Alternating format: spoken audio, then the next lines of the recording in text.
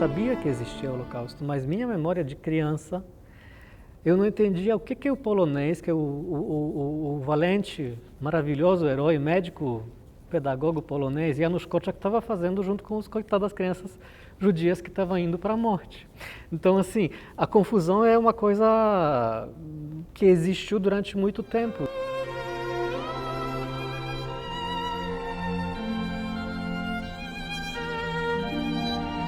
Primeira coisa, eu acho que para a particularidade da memória, a gente tem que pensar que ali tem uma memória que é uma memória confusa, porque ao mesmo tempo a gente está falando dos cidadãos poloneses, em grande maioria, e ao mesmo tempo de uma minoria étnica, e a memória do martírio, de algum modo, se confunde.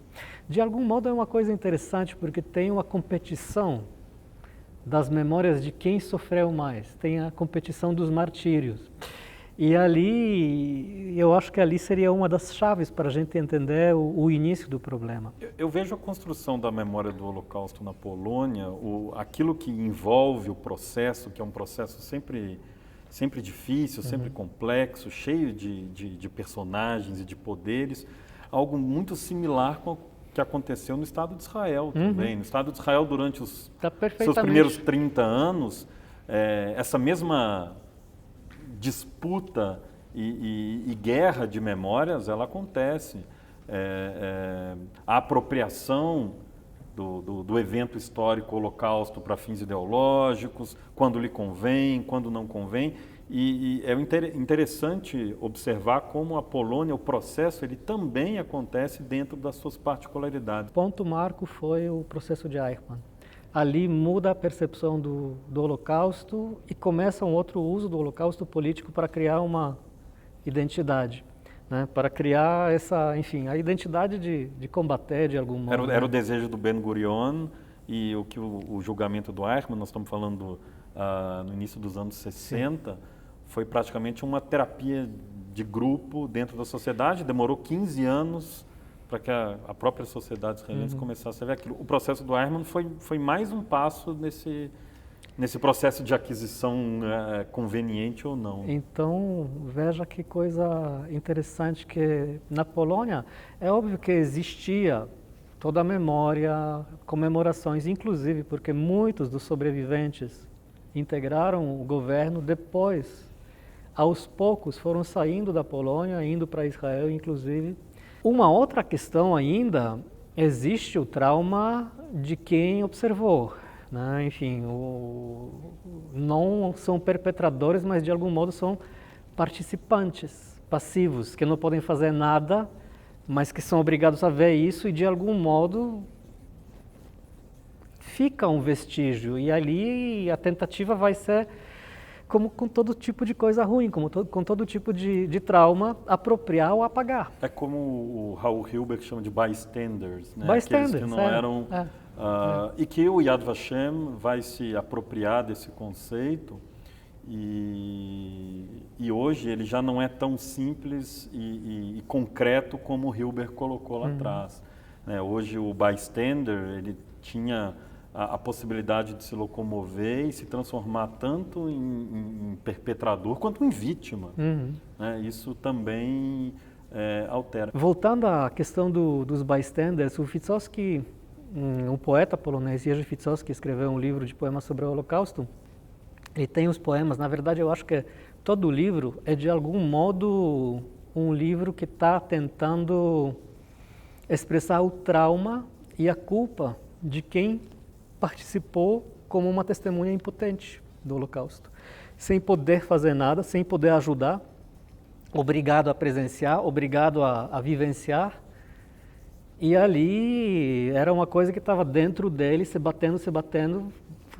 Construiu durante 11 anos o livro, que é um livro de memória poética, de testemunho poético daquilo que ele viu do Holocausto. É um livro de poemas sobre o Holocausto, mas a necessidade acontece logo depois da guerra. E é coisa semelhante com os outros autores poloneses com as memórias polonesas. Esse tipo de coisas começa a sair na metade dos anos 70.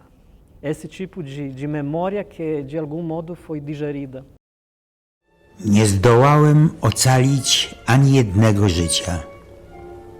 Nie umiałem zatrzymać ani jednej kuli, więc krążę po cmentarzach, których nie ma. Szukam słów, których nie ma.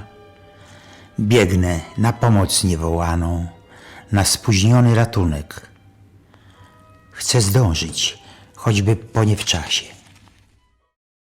A primeira grande voz que aparece falando da participação, essa participação de testemunha, que ao mesmo tempo é traumática, mas ao mesmo tempo é problemática, porque é uma testemunha que tenta dizer que não viu, é nos anos 80, final dos anos 80, um ensaio de Jan Błoński, que cita o título do poema do Czesław Miłosz. O título do poema foi O Pobre Polonês Olha para o Gueto. E aí o título do ensaio foi esse mesmo, Os Pobres Poloneses Olham para o Gueto. No poema, o Miłosz fala desse problema que ele vê o Holocausto e ele percebe que ele não partilha dessa mesma experiência. Ele tem medo de como que vai ser olhado, não pôde fazer nada para ajudar, não era capaz de fazer nada para ajudar, mas ao mesmo tempo, de algum modo, o que está acontecendo do lado atinge, contamina, traz culpa, sabe? Sai o livro, uma entrevista, uma reportagem, chama-se Chegar Antes de Deus, é conversa de Hanna Kral, sobrevivente, sobreviveu como criança, com Marek Edelman, o último comandante do levante do gueto, que vivia lá na Polônia, que era cardiocirurgião, que escreveu sobre a história do gueto e a história ficou apagada. Ele, enfim, nos anos 40, fez a parte dele e depois trabalhou toda a vida como cardiocirurgião. De repente, final dos anos 70, é o início da oposição democrática polonesa, e aí aparece Edelman e aparece a história do Edelman, que ninguém sabia quem era o médico e oposicionista Edelman. Primeira coisa, a origem do Edelman. Enfim, ativista desde a infância, ativista de Bund. Então ali eu acho que já dá uma visão diferente. O Partido Judeu Socialista, mas aquele socialismo que de fato funcionou. Realmente, as comunidades que estavam se ajudando. E ali Edelman entra com essa consciência no gueto. E assim, nesse livro da Hanna Kral, o Edelman faz uma coisa que eu acho fantástica, porque é início de um outro tipo de memória. Não é mais a memória heroizante, não é mais a memória de que morreu a nação, morreram seus jovens, morreram seus defensores, não é mais a questão de palavras bonitas, muito pelo contrário, é tentativa de trazer para a realidade. Eu acho que Edelman talvez foi uma das primeiras pessoas que estava protestando violentamente quanto à questão do conceito da morte digna e a morte indigna. Quando disseram para ele, não, vocês que lutaram, morreram dignamente, ele disse, não, a morte com arma na mão é mais fácil, mas não tem nada a ver com dignidade, é apenas mais fácil. Você não pensa que está sendo levado para a morte, simplesmente você atira em você, acabou, dói menos. Então, assim, essa consciência já começa a desmitologizar vários assuntos do gueto, né? Ah, o senhor foi grande herói, ajudou tantas pessoas, conseguiu matar todos, sobreviveu. Eu digo, não, eu fui bom porque eu corri mais que os outros. Eu fui bom porque não conseguiram me matar. Se isso é heroísmo, então tá bom, eu fui herói. E isso ali não condiz com as coisas que efetivamente ele faz, mas eu acho que faz parte da história do Edelman tentar criar uma outra maneira de pensar na história, sabe? Não pensar na história heróica, mas tentar colocar tanto a guerra com todas as suas barbaridades, quanto as qualidades humanas das pessoas do gueto que estavam lá. A solidariedade, a união, sabe? Enfim, todas as questões humanas que a história heróica, que quer ter um herói lindo, maravilhoso, que morre pela pátria, preferencialmente, esquece. Ali o lance era tentar sobreviver, tentar defender a população, mas morrer de modo mais fácil, expressar a revolta. Ele, que foi amigo e falava bem do Anielewicz, por exemplo, fazia questão no livro dele de falar que Anielewicz, antes da guerra, pintava as guelras do peixe que a mãe dele vendia de vermelho para parecer fresco, né? Essa questão de trazer a questão para a realidade. E esse mesmo Edelman fazia essa comemoração dele particular fazia a peregrinação pelo caminho que, não sei se foi o caminho que eles fizeram, mas um caminho de Varsóvia de um ponto até pelo bunker na Miła até Umschlagplatz. Fazia isso todo ano, no aniversário do levante do gueto, era seu ritual particular de relembrar dos amigos que foram mortos, de relembrar dos amigos que emigraram, de mostrar que ainda há judeus na Polônia e os judeus que querem falar polonês, os judeus que querem ser poloneses. Com o tempo, a Edelman agrupavam seus amigos. Na medida que Edelman entrou na oposição, viraram as marchas da oposição contra o sistema comunista. O levante de gueto tem todas as características dos levantes poloneses. É levante contra qualquer tipo de esperança. É levante para salvar uma coisa chamada dignidade. Enfim, colocava-se esse tipo de paralelos. De novo, final dos anos 70, início dos anos 80, que é esse livro Umschlagplatz de Rymkiewicz. Então, Umschlagplatz ficou a história esquecida. De repente, o lugar mais marcante, mais traumático, se é que tem um lugar mais traumático no gueto, mas mais emblemático, só no final dos governos comunistas, se não me engano, em 86, constrói-se na Umschlagplatz um monumento, aquele mesmo que está lá até hoje. De algum modo, essa consciência de necessidade de lembrar, de necessidade de comemorar, ela se transformou também num movimento mais amplo. Porque a flor amarela, que o Edelman todo ano levava as flores amarelas para o bunker na Miła 18, transformou-se num símbolo de Polin, porque em certo momento as pessoas, tanto da oposição quanto não, tanto judeus quanto não, tanto varsovienses quanto as pessoas dos outros cantos, resolveram que essa era a maneira de comemorar. E essas flores amarelas que ele trazia sozinho viraram um símbolo do Museu dos Judeus Poloneses, que se encontra pertinho do lugar onde era o bunker do Anielewicz da Miła 18. Dlatego wydaje mi się, że Żonkil ma w sobie ten bardzo dobry, nosi w sobie, dlatego sądzę, że Żonkil jest dobrym symbolem, bo on pokazuje bardzo wiele ważnych rzeczy.